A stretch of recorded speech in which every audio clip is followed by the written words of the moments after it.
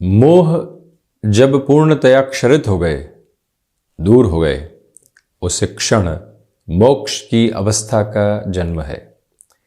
केतु मोक्ष कारक ग्रह है। इस एक परिभाषा को गहराई से समझने की आवश्यकताएं रहती है। आप ये देखिएगा कि राहु एवं केतु हमेशा ही सप्तक स्थितियों के साथ में रहने वाले होते हैं। वहीं पर जो आध्यात्मिक स्तर के ऊपर आसक्ति और विरक्ति के जुड़े हुए भ्रम का खेल है, वो केतु के साथ में जुड़ा हुआ है। और वहीं दूसरी ओर जो मन के भीतर के छलावे हैं, अज्ञात भय के स्तर हैं, वहाँ जो मल्टीप्लिकेशन है वो राहु के साथ में जुड़े हुए हैं। एक ग्रही व्यवस्था का जो प्रभाव है वो शनिदेववत फल है, यानी राहु का। वहीं केतु का जो प्रभाव है वो मंगलवत फल के आधार पर है। दशाओं के समागम में आप देखिए, राहु का 18 वर्षों का काल चलता है, तो वहीं पर केतु की स्थितियां 7 वर्षों तक अपने स्तर और प्रभाव को लेकर आने वाली होती है। द्वादश में केतु मोक्ष कारक हैं। जो स्थान व्यय के नाम से जाना जाता है, जिस भाव की संज्ञा को व्यय के रूप में और त्रिक के रूप में देखा जाता है, वहां पर केतु मोक्ष कारक स्थितियों का निर्माण करने वाले होते हैं। जब भी हम आसपास चल रहे मोह से धीरे धीरे विरक्त होकर आगे की यात्रा को देखने वाले होते हैं, वहीं से उस क्षण के मोक्ष का जन्म होने वाला होता है। यानी कि कार्य कर रहे हैं परंतु उसके प्रभाव से और उसके दुष्प्रभाव से पूर्णतया मुक्त होकर चल रहे हैं। वो जो अवस्था स्थित प्रज्ञा आधार के साथ में है, वो ही केतु की प्रमुख परिभाषा है। तो वहीं पर केतु का संस्कृत में पर्याय शिखी भी है। केतु ध्वज के रूप में भी जाने जाते हैं। ध्वजा जो किसी भी मंदिर पर है वो विजय का भी प्रतीक है, और एक तरह से उस जगह के जो यश का और मान का आधार है वो भी ध्वजा के साथ में ही जुड़ा हुआ है। इसी वजह से ध्वजा का जो क्रम है वो एक अनुपम आभा लिए हुए होता है, और वहीं पर जिस दिशा में वेग है उसी दिशा के साथ में ध्वजा का क्रम है, और वहीं से विजय के प्रतिमान भी है। ये स्पष्टता सामने रहती है। केतु जब भी दशा के माध्यम से जीवन के भीतर प्रवेश करते हैं तो व्यक्ति जिस कार्य के साथ में है उससे उलट कुछ सोचने की अवस्थाओं के साथ में होता है, परंतु उसके जो एसेंस की अप्रोच है वो एक अलग पॉजिटिविटी और स्पिरिचुअल गेन को लेकर होती है। वहीं पर व्यक्ति अपने मन के मनोभावों को समझने के आधार पर इस दशा में बहुत अच्छे से जा सकता है। ये दशा जीवन की वो दिशा तय करवाने वाली होती है जो इंस्टेंट अटैचमेंट और डिटैचमेंट के प्रोसेस के साथ में चलने वाली होती है। कहीं से आसक्त भी हैं तो उसे क्षण विरक्ति के भाव के साथ में भी हैं। ये जो अवस्था है ये निर्माल्य आधार है मन के भीतर का। और वहीं आप ये भी पाएंगे कि जो नसों से संबंधित व्यवस्था है, जैसे राहु का प्रभाव भी है, केतु का भी प्रभाव नसों से संबंधित व्यवस्थाओं के साथ में रहने वाला होता है। एक का प्रभाव ऊपर चढ़ता हुआ, दूसरे का प्रभाव नीचे की तरफ आता हुआ, ये स्पष्टता भी दोनों ही ग्रही व्यवस्था के साथ में रहने वाली होती है। राहु एवं केतु दोनों ही छायावादी ग्रह है। यहां पर आप देखिए कि सब्सटेंशियल बेसिस के ऊपर कोई भी प्रभाव उस स्तर पर नहीं। क्रोध है वो व्यक्ति के सम्मुख एक तरह से स्पष्ट तौर पर निकल कर आने वाला होता है। हर्ष है वो निकल कर आने वाला होता है। तेज है, कांति है, जिम्मेदारियों का आधार है, उसको हम महसूस कर सकते हैं, परंतु अंतर चेतनाओं को पूर्णतया महसूस करने की तरफ नहीं जाया जा सकता। कोई व्यक्ति अपने कर्म के साथ है और वो प्रभाव एवं दुष्प्रभाव से मुक्त है, वो भी हाथों हाथ नहीं जाना जा सकता। ये भी केतु की प्रमुख परिभाषा सामने रहने वाली होती है। 7 वर्षों की केतु की यात्रा व्यक्ति को एक अलग ट्रांसफॉर्मेशन की तरफ लेकर जाती है। यहां थे तब क्या थे, यहां हो जब क्या हो, ये अंतर जो देखने की व्यवस्था है ये केतु के साथ है।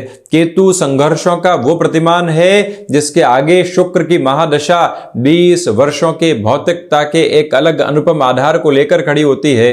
केतु जहां पर भी जड़त्व दोष के साथ में होंगे, केतु जहां पर भी ग्रहण दोष की अवस्थाओं के साथ में होंगे, केतु की स्थितियां जहां पर भी अंगारक का आधार बना रही होगी, केतु की स्थितियां जहां पर भी ध्वज योग का आधार बना रही होगी, वहां परिभाषाएं पूर्णतया एक अलग परिवर्तन की आभा को लेकर होती है। जब भी केतु की महादशा में केतु की ही अंतर्दशा आती है तो जो यहाँ पर प्रभाव की व्यवस्थाएं है वो एक इंस्टेंट चेंजेस की तरफ व्यक्ति को लेकर जाने वाली होती है। मन के भीतर के ऐसे क्रम निकल कर आते हैं जो बारंबार ये कहते हैं कि इस अवस्था से उस व्यवस्था की ओर चलने का प्रयत्न करो, अब अकेले डगर तय करने की आवश्यकता है, यहां रुका और भटका नहीं जा सकता। ये तीव्रता व्यक्ति विशेष के साथ कई बार सामने निकल कर आने वाली होती है। तो वहीं आप ये भी पाएंगे कि केतु में, केतु के बाद में जो यहां पर शुक्र की व्यवस्था रहती है वो एक और महत्वपूर्ण संकेत को इंगित करने वाली होती है कि व्यक्ति भौतिकता भरे भटकाव के साथ में होता है। अब केतु उच्चत्व का आधार दे रहे हैं परंतु व्यक्ति मटेरियलिस्टिक लग्जरी में खोया हुआ है।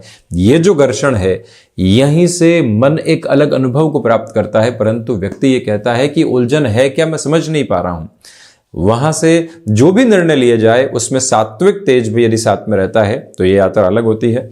उसके बाद यदि केतु में सूर्य की हम यदि चर्चा करते हैं तो वहां पर व्यक्ति को भाग दौड़ की एक असीमित ताकत मिलने वाली होती है। वो अपने प्रभाव को अलग सिरे के साथ में देखने वाला होता है और सूर्य के तेज का जो वाहक क्रम है जब वो भीतर की तरफ संवाहक होता है तो ये स्पष्टता निकल कर आती है कि हृदय की मलिनता हट रही है और वहीं से एक अलग यात्रा तय हो रही है। मन के भीतर के भ्रम से पूर्णतया मुक्त होना है। तो ये महादशा और अंतरदशा का क्रम अति महत्वपूर्ण होता है। वहीं केतु से चंद्रमा की यात्रा को देखा जाए तो आप ये पाएंगे कि भावुकता हृदय से धीरे धीरे कम होने की शुरुआत होती है। एक अटमोस्ट प्रैक्टिकल अप्रोच जो लाइफ के एसेंस को देखने वाली होती है वो केतु में चंद्रमा के साथ में निकल कर आने वाली होती है। ये ही वो समय अंतराल है जो मन के भीतर आकस्मिकता भरे भय भी लेकर आता है। ऐसे परिवर्तन सामने निकल कर आते हैं, ऐसे फाइनेंशियल बेसिस के कुछ इन्वेस्टमेंट्स निकल कर आते हैं जो कई बार डेडलॉक की तरफ चले जाते हैं, परंतु वहीं से स्वयं को संभालने की जरूरत भी रहती है। तो वहीं पर जब भी केतु में मंगल आते हैं, अब देखिए कि केतु स्वयं कुंजवत फल करने वाले यानी मंगलवत फल करने वाले, ऐसी अवस्था के साथ में व्यक्ति अपने तेज को पूरे तरीके से नहीं संभाल पाता, कई बार आकस्मिक आक्रोश का शिकार होता है, अपने आप को सेल्फ जस्टिफिकेशन के मेजर्स के साथ में देखने वाला होता है। ये अवस्था भी कई बार प्रतिबिंबित होते हुए देखी गई है, परंतु यहां पर व्यक्ति भूमि संबंधित बड़े निर्णय, एग्रीकल्चर संबंधित निर्णय, मेडिकल या फिर टेक्निकल फील्ड के अंदर हैं जो हैं वहां से पूर्णतया परिवर्तन को देखना चाहते हैं, वो अवस्था केतु में मंगल की रहती है। वहीं केतु में राहु का क्रम जब भी सामने निकल कर आता है तो व्यक्ति पुनः भ्रमित होने की अवस्थाओं के साथ में स्वयं को देखता है। कई ऐसी उलझनें साथ साथ चलती है जिसका कोई भी सिरा उसके साथ में होने वाला नहीं होता। भ्रम और साथ ही साथ में उसमें भय ये मिश्रित हो गए तो व्यक्ति की यात्रा वही कुछ समय के लिए ठहर जाती है। ऐसे समय में व्यक्ति को बड़े निर्णय से बचना चाहिए। जैसे ही इसके बाद में गुरु की अंतरदशा का प्रभाव सामने निकल कर आने वाला होता है, एक अलग यात्रा सामने होती है। व्यक्ति के ज्ञान के ओज और तेज को जगह मिलने लगती है, वो जीवन के सामंजस्य को देख पाता है, परंतु कई बार अपनी जानकारियों मिश्रित ज्ञान की वजह से अहम का शिकार भी होता चला जाता है।